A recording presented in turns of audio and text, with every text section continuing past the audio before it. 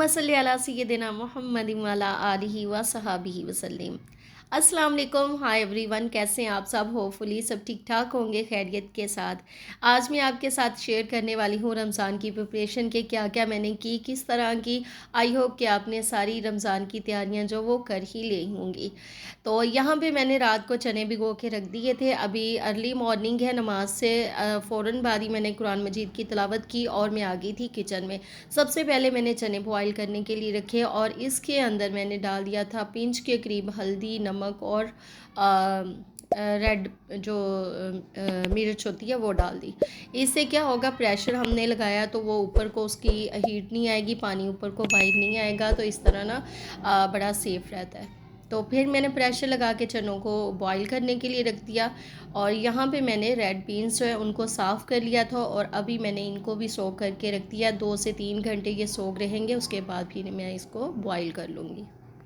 तो सबसे ज़्यादा मसला होता है जिंजर गार्लिक का। इसको थोड़ा-सा टाइम टेकिंग होता है, पहले बनाना होता है, काटना होता है और फिर ये कि ये आपका अगर बना पड़ा होगा ना तो बहुत आराम से फिर आपको टाइम की भी बचत हो जाती है। अगर इतना आपके पास टाइम नहीं है तो फ्रिज में से निकाला तो फ़ौरन से यूज़ कर लिया।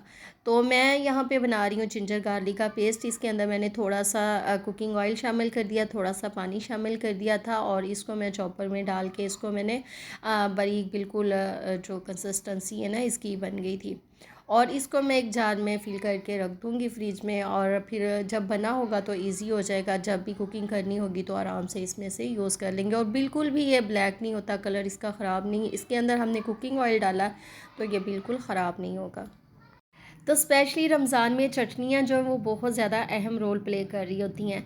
तो यहाँ पे मैं बनाने जा रही हूँ सब्ज़ चटनी। इसके लिए मैंने पुदीना और सब्ज़ धनिया ले लिया था, साथ में मैंने सब्ज़ मिर्ची ऐड कर दी और चंद क्लोव्स मैंने डाल दिए थे गार्लिक के। थोड़ा सा मैंने इसके अंदर नमक भी शामिल किया था और मैंने इसको चॉप कर लिया। इस हरी चटनी को मैं क्यूब्स में, आइस क्यूब्स में फ़िल करके फ्रीज़र में रख दूँगी और ज़्यादा मैं क्वांटिटी में नहीं बना रही। एक तो अपनी फैमिली के हिसाब से बना रही हूँ और सेकंड ये कि जब ये ख़त्म होगी तो फिर से दोबारा बना लेंगे और मेरी फ्रिज में इतनी कोई गुंजाइश भी नहीं है कि इतना कुछ मैं उसके अंदर रख सकूँ। तो जितना मुझे ज़रूरत थी मैं उतना बना ली हूँ फ़िलहाल के लिए, अगर फिर ज़रूरत पड़ेगी तो फिर मैं बना लूँगी। ये सब्ज़ चटनी बनी होती है ना तो ये बड़ा फ़ायदा हो जाता है। अगर आप दही बड़े बना रहे हो तो उसके अंदर भी ये यूज़ हो जाती है। अगर आप रायता वगैरह बनाते हो तो उसमें भी बहुत ज़्यादा ये हेल्प रहती है। तो बनी होगी तो एक क्यूब निकाला तो आराम से इसको यूज़ कर लिया। तो अब बारी आ जाती है इमली की चटनी की। तो इमली को चटनी को बनाने के लिए मैंने रात को ही इमली को जो है सोक करके रख दिया था। अभी मैंने इसका पल्प निकाल लिया और इसके अंदर मैंने डाल दिया वाइट शुगर। अदरक का एक मैंने टुकड़ा इसके अंदर शामिल किया, साथ में थोड़ा-सा सॉल्ट और जो चिली फ्लेक्स है वो भी मैंने 1 चम्मच के करीब इसके अंदर शामिल कर दिए थे और हाफ़ चम्मच के करीब मैंने इसके अंदर सफ़ेद ज़ीरा शामिल किया था। इसको पकने दिया, जब ये अच्छी तरह पक गई तो फिर मैंने इसको ठंडा होने दिया और उसके बाद ग्लास जार में डाल के इसको भी मैं फ्रीज़र में रख दूँगी। और अगर आप इसकी डिटेल रेसिपी को जानना चाहते हैं, मैंने आपके साथ पहले शेयर की हुई है तो लिंक आपको डिस्क्रिप्शन में मिल जाएगा। इन केस अगर आपको ज़रूरत हो, आप इंटरेस्टेड हैं तो आप उधर से जाके इसको फॉलो कर सकते हैं। तो इधर मैंने कुछ मटर लिए थे, वो निकाल लिए थे, चावलों वगैरह में काम आ जाते हैं तो बहुत आसान हो जाता है। साथ में मैंने पालक भी ले ली थी, उसको भी साफ़ करके वॉश करके ड्राई हो गई तो मैंने वो भी ज़िप लॉक बैग में डाल दी। चने बॉयल हो चुके थे, जो रेड बीन्स हैं उनको मैंने बॉयल होने के लिए रख दिया है और इसको ज़िप लॉक बैग में डाल के इसकी जो एक्स्ट्रा एयर है ना उसको आप निकाल लीजिएगा। इसको थोड़ा सा स्पेस आपने डालनी है, स्ट्रॉ डालेंगे ना तो थोड़ी सी आपने स्पेस छोड़नी है, इसकी सारी एक्स्ट्रा एयर निकाल लीजिएगा और फिर इसको आराम से बंद कर दीजिएगा। तो ये जो है मेरे सारे पैकेट्स रेडी हो चुके हैं, इनको अब मैं फ्रीज़र में रख दूँगी। तो ये काम तो मेरा अब आसान हो गया। वेजीज़ जो है मेरी बन चुकी हैं। पालक के लिए ना बहुत ज़्यादा मैस हो जाता है, जब पकोड़े वगैरह बनाते हैं तो बनी होती है थोड़ी सी निकाल के, तो आप इतनी तो मेरी फैमिली है नहीं है, छोटी सी फैमिली है, थोड़ी सी मुझे ज़रूरत पड़ती है निकाल के तो यूज़ कर लेते हैं, तो बहुत ईज़ी हो जाता है। जी, तो यहाँ पे मैंने ले लिया था 1 गट्ठी के करीब सब्ज़ धनिया। इसको साफ़ करके तो पेपर नैपकिन पहले मैंने एक कंटेनर में रखा और उसके ऊपर मैंने डाल दिया सब्ज़ धनिया और ऊपर से फिर से पेपर नैपकिन रख दिया। इससे धनिया जो है ना काफ़ी सेफ़ रहेगा और ख़राब भी नहीं होगा। तो इसको मैंने फ्रिज में रख दिया और यहाँ पे तैयारी हो रही है दही बड़ों की। तो यहाँ पे अभी तैयारी होने लगी है रमज़ान की रौनक दही बड़ों की। तो दही बड़ों के लिए मैंने माश की दाल जो है ना उसको मैंने सोक कर दिया और साथ में उसकी बन जाएंगी छोटी-छोटी सी फुल्कियाँ बेसन की। तो बेसन मैंने 1 केजी के करीब ले लिया, इसके अंदर मैंने सॉल्ट डाल दिया था, साथ में मैंने टर्मरिक पाउडर थोड़ा-सा डाला, साथ में मैंने थोड़ी-सी अजवाइन डाली और बेकिंग सोडा भी मैंने थोड़ा-सा चुटकी भर के करीब इसके अंदर शामिल कर दिया था। और इसका मैंने एक थिक सा, ना तो इतना रनी हो ना ही इतना थिन हो, इस फॉर्म में आपका जो इसका फुल्कियों का बैटर है ना बेसन का, इस कंसिस्टेंसी में होना चाहिए। तो मैंने फिर ले लिया एक इस तरह की जो खफगीर भी कहते हैं इसको, गोल सुराख जिसमें हो, तो आपने ये ले लेना और थोड़ा सा ऊपर से डालते जाना, प्रेस करते जाना, तो आपकी फुल्कियाँ जो बड़ी मज़े की क्रिस्पी सी बन जाएंगी। और आपने एक ही जगह पे नहीं करना, इसको हिलाते जाना है, सारी जगहों पे फैला के करनी है, एक जगह पे ना कीजिएगा। अगर इन केस अगर आपसे एक जगह पे हो भी जाता तो वो फिर से खुल जाती हैं, इतना इशू नहीं होता। तो बस फिर मैं ये जो फुल्कियाँ दही बड़ों की, ये भी मैंने एक-एक करके सारे इसके बैचेज़ फ्राई कर लिए थे और ज़्यादा इसको डार्क नहीं करना, थोड़ा-सा लाइट गोल्डन सा इसका कलर रहना चाहिए। थोड़ी देर बाद ये बहुत ज़्यादा क्रिस्पी हो जाती हैं।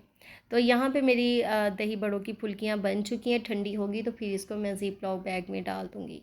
तो माश की दाल भी काफ़ी सॉफ्ट हो चुकी थी, मैंने 2-3 घंटे इसको भिगो के रखा था, ये काफ़ी ज़्यादा ना सॉफ्ट हो चुकी थी, तो इसको मैंने चॉपर में डाल दिया और पानी बिल्कुल भी नहीं इसको इसके अंदर ना डालना, वरना वो बहुत ज़्यादा फिर लिक्विडी हो जाएगा।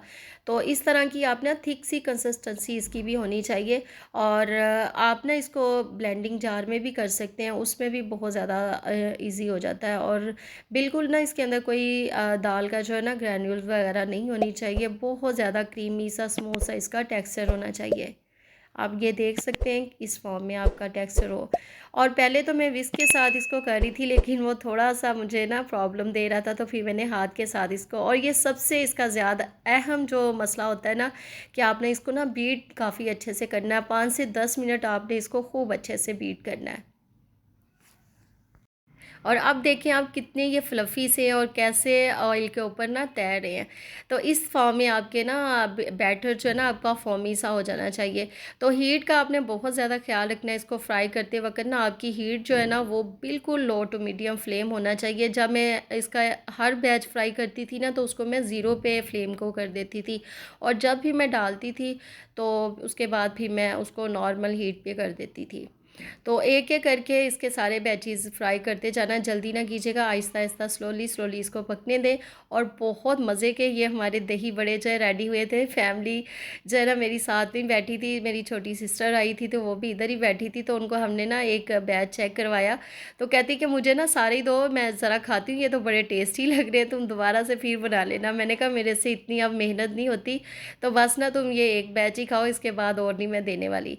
तो केचप के साथ सबने मिलजुल के ना इसको खूब एंजॉय किया, और मेरे थोड़े से ही फिर रह गए थे, मैंने कहा चलो कोई बात नहीं है फिर बना लेंगे। दही बड़े जो है ना एक सौगात के तौर पे यूज़ हो रहा था, और इसका ना एक फ़ीलिंग ही अलग होती है कि रमज़ान शरीफ करीब आ रहा है और ये सारी चीज़ें चल रही होती है ना, तो एक एक्साइटमेंट और एक खुशी का आलम बहुत ही ज़्यादा ना कुछ डिफरेंट ही होता है। तो बस अल्लाह ताला हमें रमज़ान देखना और उसके रोज़े रखना नसीब करे। और प्लीज़ कुछ जो लोग कह जाते हैं ना कि हमसे रोज़ा नहीं रखा जाता, तो ऐसा मत कहा करें। अब तो इतना मौसम चेंज है, कोई प्यास वगैरह की भी इतनी तलब नहीं होती, तो रोज़े को प्यास लगे भी तो क्या बात है, रोज़ा तो हम नहीं ना छोड़ सकते। अल्हम्दुलिल्लाह एक मुसलमान है तो ये तो चीज़ फ़राइज़ में आ जाती है। ये कौन सा नफली इबादत है कि अगर आप शबान के रोज़े छोड़ भी देंगे तो इसमें गुनाह नहीं है। लेकिन रमज़ान के रोज़े जो हैं वो तो हम पे फ़र्ज़ है, वो तो हमने ही रखने ही है, चाहे कुछ भी हो। अगर आप बीमार हैं तो फिर तो माफ़ी है, लेकिन अगर आप सेहत है, अल्लाह ताला ने आपको सेहत और तंदुरुस्ती दी है, तो फिर तो रोज़ा तो आपने रखना ही है ना, रखना चाहिए, हर मुसलमान पे फ़र्ज़ है।